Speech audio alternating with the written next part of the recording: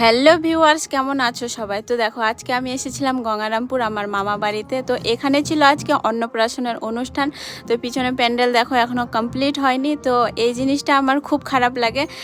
যেদিন অনুষ্ঠান সেদিন প্যান্ডেলওয়ালা আসে ঠকঠক করে, তার আগে প্যান্ডেল কমপ্লিট করে দিতে পারে না এরা। এই জিনিসটা আমার খুব খারাপ লাগে। তো দেখো এখনও প্যান্ডেল কমপ্লিটই হয়নি।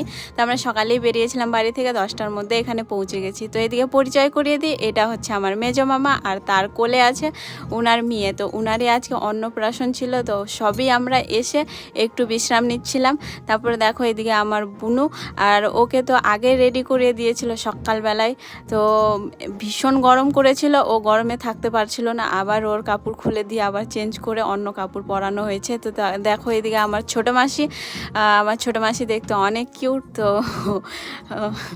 আমার বড় মাসি আসেনি, ছোট মাসি এসছে খালি।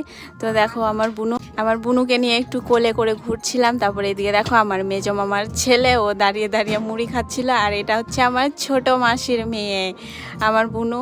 তো খালি মাসি একা এসেছিল, বড় মাসিও আসেনি, আর আমার মাও আসেনি। আমার মা আর মামারা 5 ভাই বোন, না সরি 6 ভাই বোন।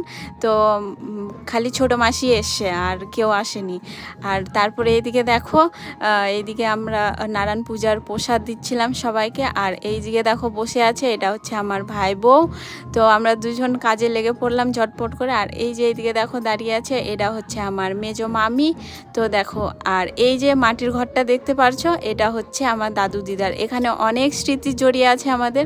তো এখানে আসলে একটু ইমোশনাল হয়ে যায় আমি এই ঘরটাকে দেখলে, কারণ এখানে আমি থেকেছি ছোট থেকে। তো সেজন্য আসলে একটু মন খারাপ হয়ে যায়, ওদেরকে মিস করি অনেকটা। তো চলো, তোমাদের সাথে আবার দেখা হচ্ছে পরে।